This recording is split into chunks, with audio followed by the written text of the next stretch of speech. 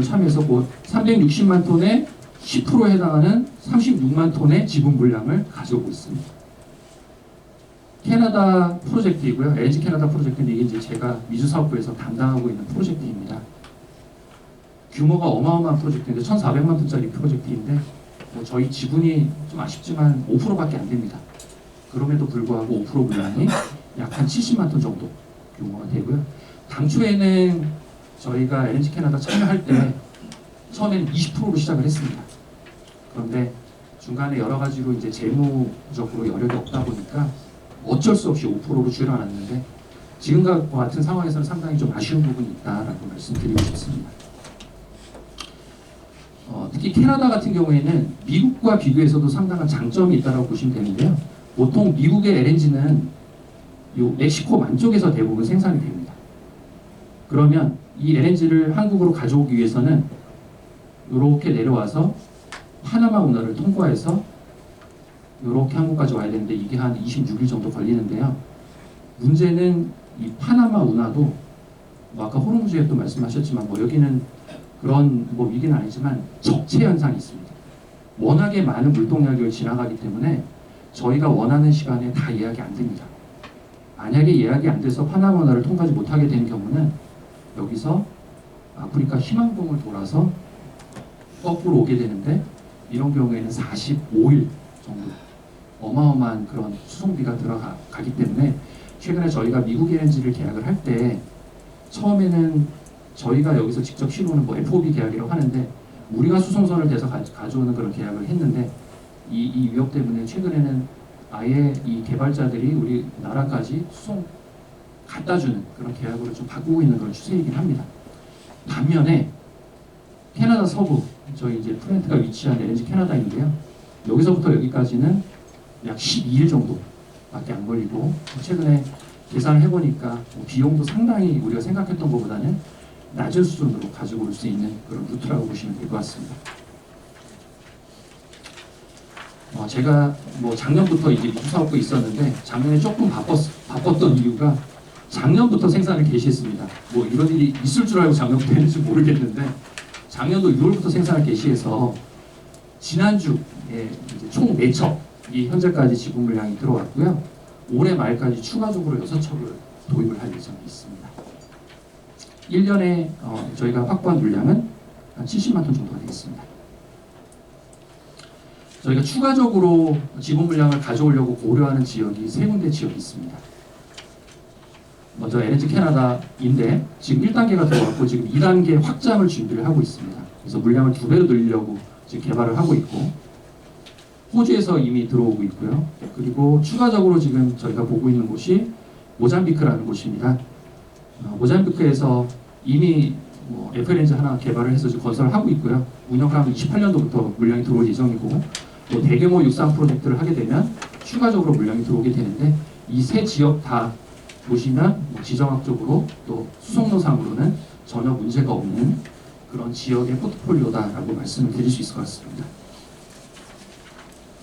2031년이 되면 저희가 통제 가능한 지분 물량의 양이 한 388만 톤 정도로 많이 좀 늘어나게 됩니다.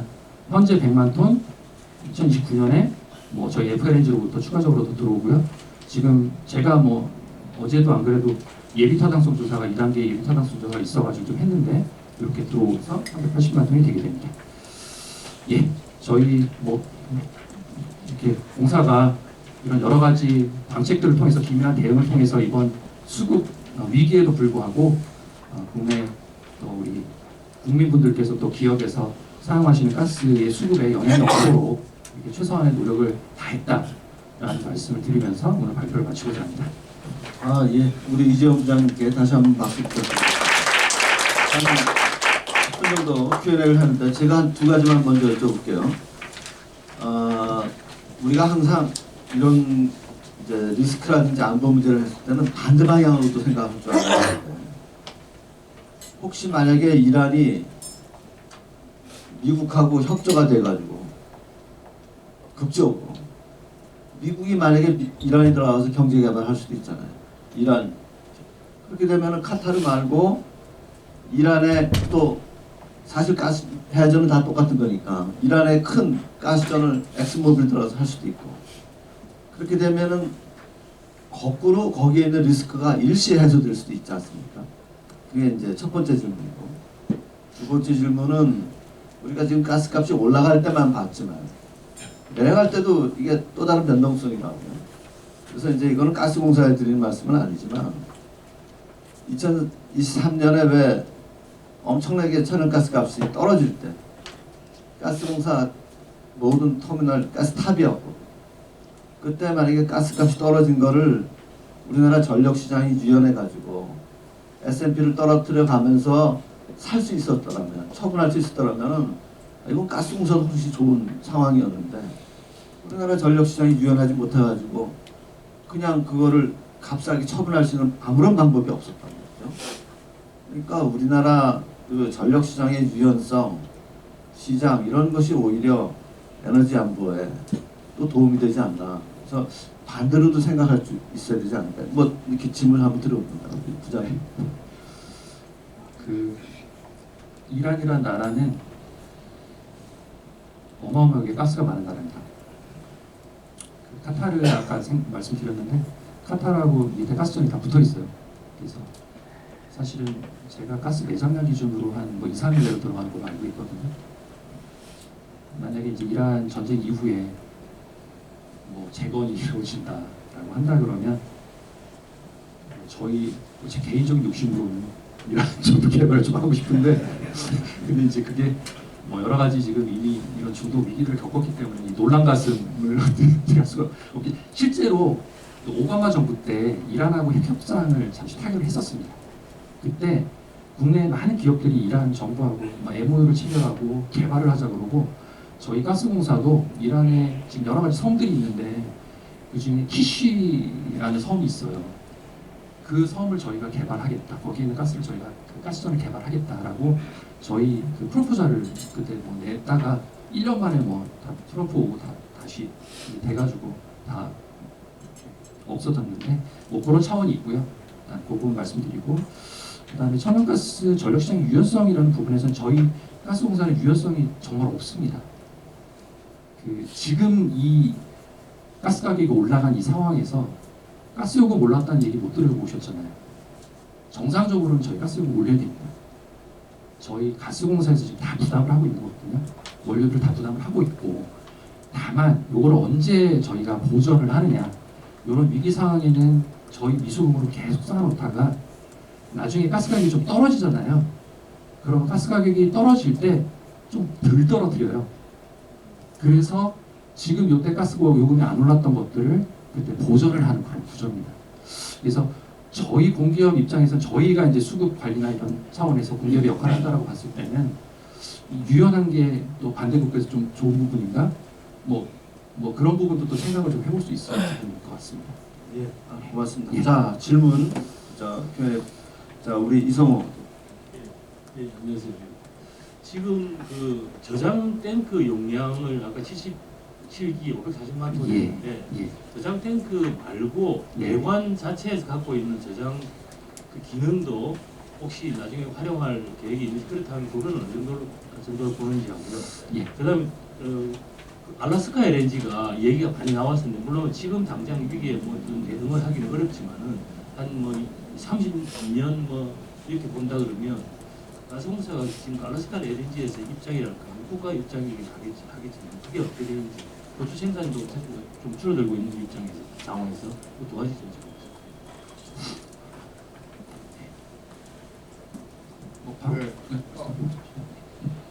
저기 아주 오후 가을 되면은 사실은 우리의 수기 문제가 되는 게 아니라 우리한테 문제가 되는 건 만약 유럽에서 저장 탱크를 갖다가 한 100bcm 정도 채워야 되는데 한 80%가 비어 있거든요. 그러면 유럽의 8월부터 걔네들 EU 디렉티브 채워야 되는데 만약 그 물량이 부족하게 되면 JKM은 뭐 같이 따라서 올라갈 거고 그다음에 겨울 내내 고생을 할 텐데 그때 지금 뭐 우리 이재용 부장님 말씀을 드리면 그 우리는 안심해도 되겠지만 물량적으로는 안심할 수는 있지만 이 가격 면에서 예. 이게 굉장히 고통스러울 수가 있는데 그거에 대해서 저희 우리 이 부장님 어떻게 생각하시는지. 이제 아픈 부분을 정확하게 말씀해 주셨는데 뭐 수급이야 되겠지만 지금 엄청나게 지금 현물 가격이 비싸지 않습니까? 근데 말씀하시면 먼저 말씀을 좀 드리면 답변을 드리면 보통 일반적으로 아까 540만 톤의 저장 용량을 한 11월 달쯤 되면 겨울에 수요가 많기 때문에 꽉 채웁니다. 예, 그 전에 그냥 다 사가지고 다 채워놓을 수 있을 정도로 저희가 구매를 하는데 과연 이제 이 시기가 지나서 유럽하고 겨울 시기가 왔다 그러면 다 서로 이제 경쟁을 할 겁니다. 그러면 가격이 또 상당히 올라갈 가능성이 있고 그래서 여러 가지 지금 컨택을 하고 있지만 지금 또 현재 가스 가격이 좀 비싸지 않습니까? 비싼 상황에서 뭐 저희 도입 쪽에서 하는 일이지만 그것도 비싼 거 덜컥 지금 계약을 할 수도 없는 상황이에요. 그래서 일단은 요 지금 호르무즈 해역 공세가 빨리 좀 해결은 됐으면 좋겠다. 수급에 문제가 없겠지만 가격적으로는 영향이 있을 수 있기 때문에 해결이 되는 것이 저희 회사로도 또 저희 국민들에게도 가장 좋은 그런 방안이다라고 말씀을 좀 드리고 싶고요. 아까 배관 말씀해 주셨는데 저희 배관을 전국에 한 5,000km 정도 36인치 배관부터 뭐 다양한 배관들이 있는데 이제 그 배관을 깔고 있습니다. 그래서 전국에 다 저희 가스가 다 가는데 그 배관에서도 자체적으로 이제 저장이 가능합니다. 그러니까 그 안에 차 있으니까. 근데 그 물량이 제가 지금 정확히 숫자가 기억이 안 나서 그렇게 많지는 않은 것 같습니다. 50만 톤에서 100만 톤 정도 수준 아마 그 정도 될 것 같은데 숫자는 제가 나중에 확인해보고 별도로 좀 말씀을 드리고요. 그 다음에 아까 알래스카 말씀해 주셨는데 이거는 약간 정치적인 사안이라서 제가 말씀드리기 좀 곤란할 것 같습니다. 저희 알래스카는 예전부터 검토를 많이 했었어요. 2000, 예. 자, 이유수 교수님. 아까 글로벌 가스 가격 디커플링에 대해서 말씀을 주셨는데요. 그 이제 현물 가격이 반영되는 부분을 생각이 드는데 그럼 가스공사에서 그 장기 계약 물량과 현물의 비중이 어느 정도 되는지를 좀 알겠습니다. 이게 전쟁으로 인해 가지고 물론 이제 상황이 좀 많이 달라졌을 수 있는데 예.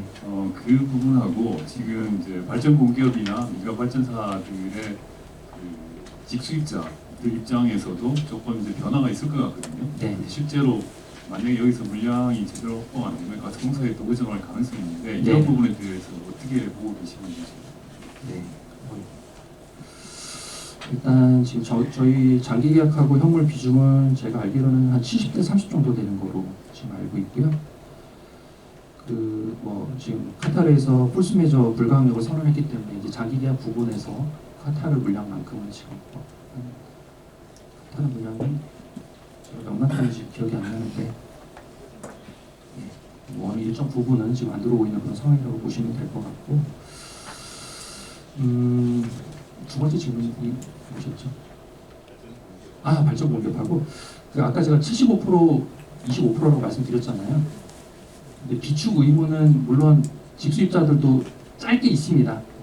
뭐 저희가 9일 뭐 비축 의무가 있고 뭐 직수입자가 한 3일 정도 이렇게 지금 마련을 하고 있는 걸로 알고 있는데 사실 이제 수급에 대한 책임을 더 직수입자에게 지우려고 더 많은 부담을 주려고 그런 어떤 정책들이나 이런 부분들이 좀 진행이 되고 있는 것으로 지금 일을 하고 있거든요. 그래서 이 수급 앞으로 어떤 지정학적인 이런 위기들은 불확실성이 더 증대가 되면 됐지 안정이 될 거라고 보지는 않거든요. 그렇다라고 한다면 저희 가스공사 위주로 이게 지금 수급 관리를 할 거냐 아니면 직수입자들에게도 어떤 그런 의무나 부담을 지울 것이냐 라는 부분에 대해서는 좀 진지하게 더 고민이 필요하지 않을까 이렇게 생각이 됩니다. 예, 손혜원 교수님. 반갑습니다. 고맙습니다. 그 아까도 뭐 얘기했지만 사실 문제는 수급이 아니고 가격인데요. 불과 4년 전에 이제 우크라이나 전쟁 때도 보면 뭐 비싸게만 계약하면 얼마든지 계약은 할 수 있습니다. 근데 문제는 이제 엄청나게 비싼 가격으로 들어왔고요. 이번에도 아마 그런 일이 반복되지 않을까 하는 생각이 들고 또 하나의 문제는 이제 이거를 갖다가 지금 가스공사가 지금까지 현방으로 이제 미수금을 쌓는 거잖아요. 미수금이 지금 거의 내가 기억은 14조 정도가 쌓여 있는 것 같고 과거에 미수금 5조는 한번 해결한 적이 있었지만 14조는 한 번도 지금 해결해 본 적이 없고 이번에 해결할 기회도 없이 또 이제 2차 또 쇼크가 왔단 말이에요. 해송사의 자본금이 한 10조 미만인 걸로 알고 있습니다. 10조 미만의 회사가 이제 미수금이라는 어마어마한 혹덩이를 끌어안고 이제 재무를 유지를 해야 되는데 네. 과연 이 높은 가격에 들어온 거를 또 미수금을 더 쌀 수 있는지 여력은 얼마나 되는지 그런 거는 검토를 하고 있나요? 제가 제가 말씀드릴 수 있는 부분하고 말씀드리기 좀 어려운 부분이 있는데 아까 가격 부분은 그러니까 저희가 이제 아까 포트폴리오를 구성을 하지 않습니까? 그리고 이제 뭐 아까 주식 얘기 좀 하시던데 주식 매수의 기본이 분할 매수잖아요. 그래서 이거를 한 번에 다 어느 시기에 계약을 하는 게 아니라 계속 계약을 합니다. 조금씩. 그래서 어쩔 때는 가격을 낮게 계약을 하고요. 어쩔 때는 지금처럼 높게 계약을 하는데 다만 국민들한테 공급을 할 때, 기업한테 공급을 할 때는 전체 평균 가격으로 공급을 하기 때문에 이런 가격 올라가고 내려가는 거에 대해서 좀 완충작용, 가격에 대한 완충작용도 저희 인사에서 하는 역할이 일부 있거든요. 근데 이제 지금 같은 경우에는 어떻게든지 가격이 올라간 부분을 좀 최대한 낮추는 그런 방법을 강구를 하려고 하고 있는데 저희 도입 쪽에서 열심히 그런 부분 노력하고 있다고 보시면 되고요. 그다음에